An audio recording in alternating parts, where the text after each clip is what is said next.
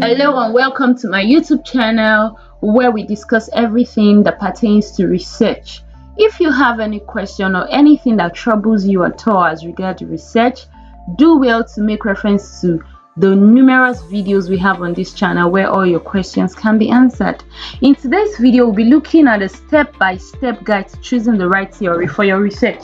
Many researchers find it difficult to pick the right theory for their research work. Today we'll be looking at how we could pick the right theory for your research. Let's get right into it. First, you need to do is identify your research topic. If you're having troubles identifying the right research topic for your work, do well to watch the video where I did a step-by-step guide on how you can choose the right research topic. Now, clearly define what you want to do. Let us know, oh, my topic, this is what I intend to find out. For instance, you want to look at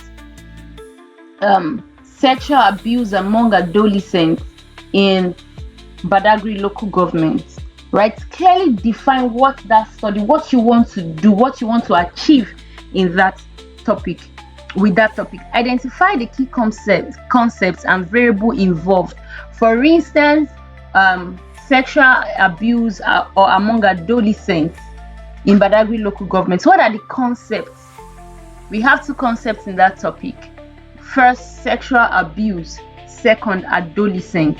Look at these concepts. Then identify the variables. If you don't know what variables are, I made a video on variables. Do well to watch it so that you understand what your variables are and the type of variables you should have in your research work.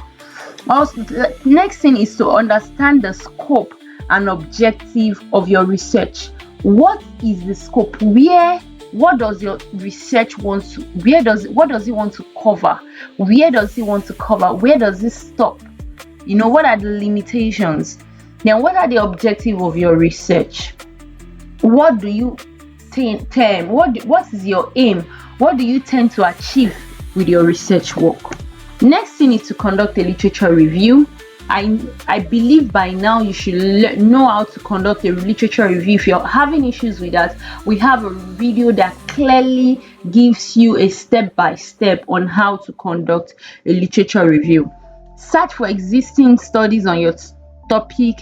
Identify the theories that other researchers have used in their work.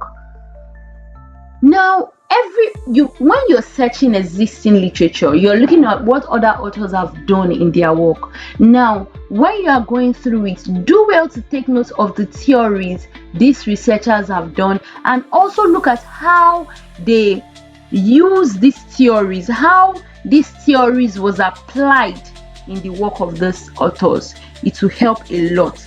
And then you will check this theory that writer A used or scholar A used. Is it really effective? Does it really answer the question? Does it really align with this work? Do well to take note of that too. Next thing is to match a theory to your research. Compare all of the available theories that you have for your research work.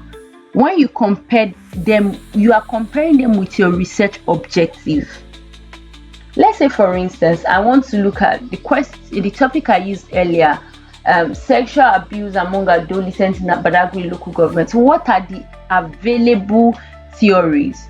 You could be using environmental theory, you could use feminist theory. I'm just citing an example. Now look at all of the available theories you have to yourself. Then now begin to compare. Put them side by side by your objective and see, does this theory actually align with this, or does it answer the question in this objective? Will it be able to align with what I want to achieve in this topic? Now, when you finally choose a topic, ensure a theory, ensure that the theory explains the relationship between the key variables in your work. Your work should have at least independent variable and dependent variable. Now see How does this theory explain the relationship between these two variables? Now, ensure that this theory aligns with your research methodology. It is important. Does the theory align with whether your methodology, you're using a quantitative approach or a qualitative, or you're using mixed method? Ensure that this theory also aligns with your methodology. Now, evaluate the suitability of the theory. Is the theory widely accepted in your field? If you're in social sciences, will you go and pick a study from the natural science? That is a question you must be able to answer. Ensure that the theory you're using is suited in your field of study.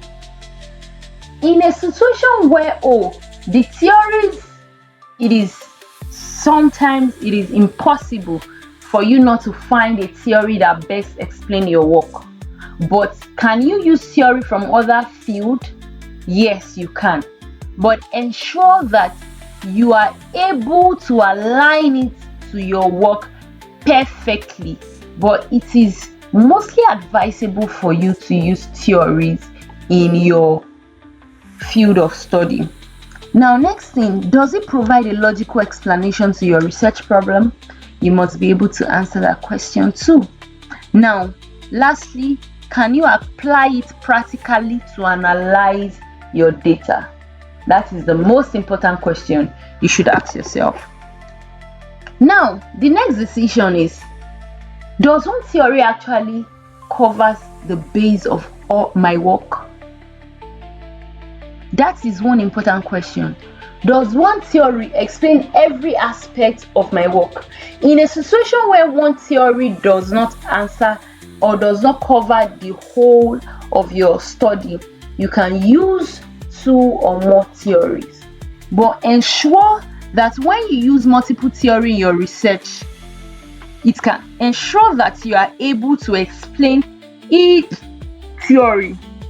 Now, after explaining theory number 1, you start by giving us a brief introduction to that theory, who propounded the theory, give us the basic tenets of that theory. What does that theory really postulate? What are the postulations of that theory? Tell us what it's all about.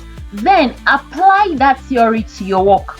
After the application of your theory, if you're using multiple theory, then you tell us that although this theory has covered so part, but it has failed to cover this and this part. Therefore, you would be using so and so theory to explain the parts that this other theory does not answer. That is the way to progress.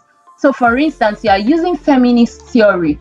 Now, you've used feminist theory to explain how that sexual abuse is born out of women's subjugation and out of trying to oppress. Is a form of oppression to the adolescents, right? Now, you've explained that part. Now, that theory does not clearly explain why people seek to abuse adolescents.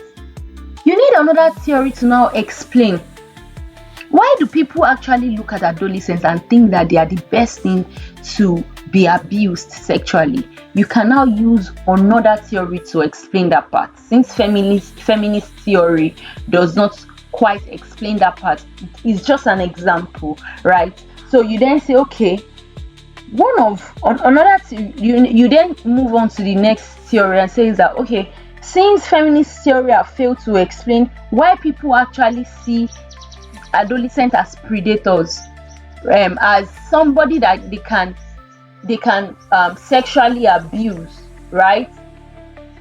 Then so and so theory helps us explain why people have chosen to see adolescents as people that can be abused sexually. I hope you are following that. Now, combine your theory and ensure that this theory complements each other and provide a broader understanding of your topic. Next is to ensure that the selected theory do not contradict each other. Don't ever pick a theory that contradicts each other. Ensure that all of your theories, if you are using 10 theories, you're using 5 theories, you're using 2 theories, ensure that there is compatibility between the theory. Now justify the choice of your theory. I've explained that. Explain why you chose the theory. Describe how it helps answer your research question. Address the limitation. I've clearly explained that of the choosing theory and how you plan to handle them. Now integrate the theory into your research framework. Now if you don't understand what research framework is, I have done a video in explaining what framework is, what your research framework is. So do well to refer to that theory to get the basic understanding of your research framework. Now use the theory to guide your hypothesis, research question, and methodology. Explain how it influences data collection and analysis. Continuously review and refine your theoretical framework as your study progresses. Thank you for listening.